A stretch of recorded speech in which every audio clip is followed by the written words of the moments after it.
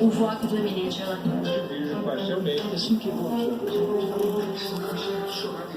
essa história de dizer que o Supremo pode tudo, O Supremo Tribunal Federal tem sempre o monopólio da última palavra.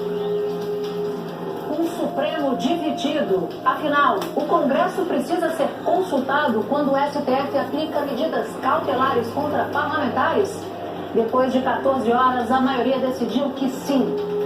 Este é o principal assunto do Jornal das 10 desta quarta-feira, dia 11 de outubro.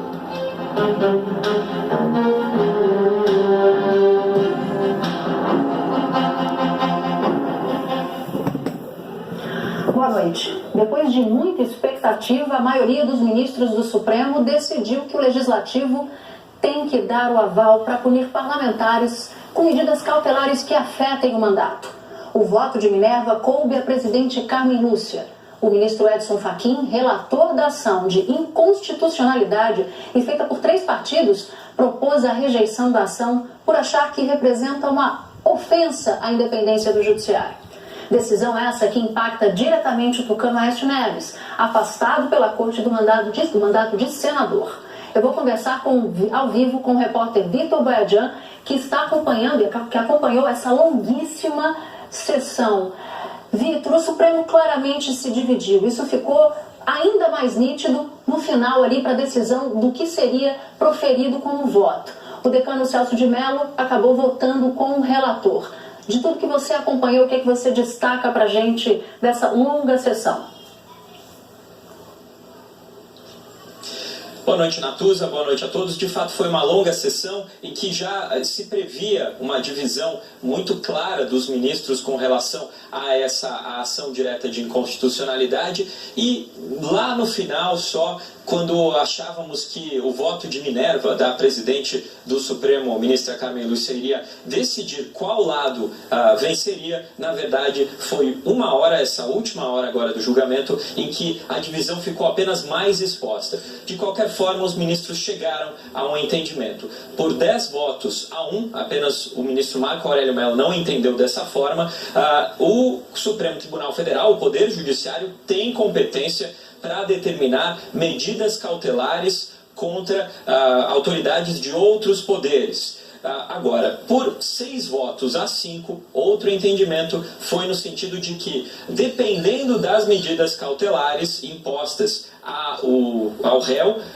ou ao investigado, ou ao denunciado, essas medidas precisam ser submetidas em até 24 horas para o poder detentor do mandato da pessoa em questão. Isso significa que medidas como o afastamento do mandato necessariamente terão que ser submetidas, no caso, se for um legislador que estiver sendo investigado ou denunciado, essas medidas de afastamento do mandato, da função, terão que ser submetidas ao Congresso Nacional. Agora, medidas que indiretamente afetarem as funções do parlamentar, o Judiciário definirá se elas são ou não, afetam ou não diretamente ou indiretamente o mandato do parlamentar. Então, por exemplo, uma medida como um recolhimento noturno que possa eventualmente afetar indiretamente o exercício do parlamentar, terá que ser também submetida ao Congresso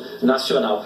Toda essa confusão, todo esse julgamento acabou entrando com urgência e acabou dividindo os ministros do Supremo Tribunal Federal com um caso concreto como pano de fundo, que é o afastamento do mandato determinado pela primeira turma do Supremo Tribunal Federal contra o senador Aécio Neves, e a primeira turma também determinou o recolhimento noturno do senador. Isso, segundo alguns ministros entenderam, afeta indiretamente a atuação do parlamentar. Pois então, o Supremo Tribunal Federal decidiu dessa forma, que medidas que possam afetar direta ou indiretamente o exercício da função terão que ser submetidas ao Congresso Nacional ou ao poder detentor do mandato em questão.